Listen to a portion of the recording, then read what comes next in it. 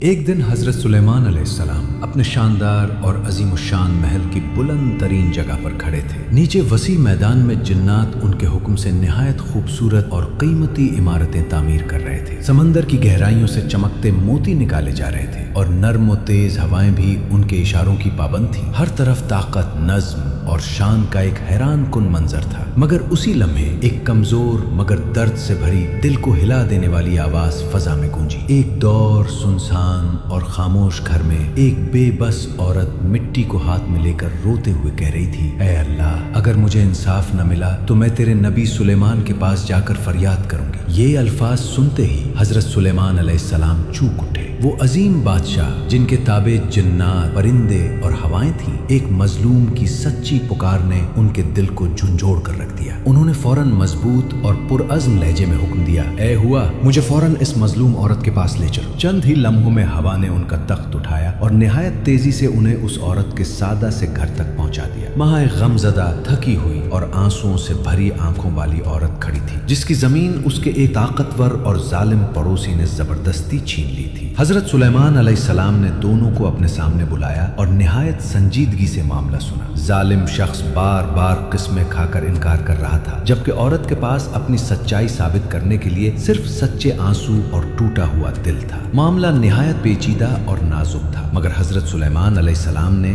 گہری بصیرت سے کام لیا۔ پھر وہ خاموشی سے زمین کے قریب جھکے، جیسے اس کی چھپی ہوئی گواہی سن رہے ہوں۔ چند لمحوں کی خاموشی کے بعد انہوں نے نہایت واضح اور مضبوط آواز میں فیصلہ سنایا، یہ زمین خود گواہی دے رہی ہے کہ اس پر پہلا حق اسی عورت کا ہے۔ یہ سن کر ظالم کے چہرے کا رنگ بدل گیا، اس کا غرور ٹوٹ گیا اور وہ گھبرا کر فوراً اپنا جرم مان گیا۔ یوں مظلوم عورت کو اس کا حق واپس مل گیا اور اس کے آنسو خوشی میں بدل گئے۔ اس واقعے کے بعد پوری سلطنت میں یہ بات تیزی سے پھیل گئی کہ اصل عظمت صرف طاقت، دولت یا حکومت میں نہیں، بلکہ سچے اور مضبوط انصاف میں ہے۔ جو حکمران انصاف کرتا ہے وہی حقیقت میں اللہ کا پسندیدہ بندہ ہوتا ہے۔ یہی وہ اعلیٰ عدل ہے جسے اللہ تعالیٰ بار بار پسند فرماتا ہے۔ اگر آپ کو یہ سبق آموز اور دل کو چھو لینے والا واقعہ پسند آیا ہو تو اپنی رائے ضرور بتائیں اور اسے دوسروں تک ضرور پہنچائیں، تاکہ ہر دل میں انصاف کی قدر پیدا ہو۔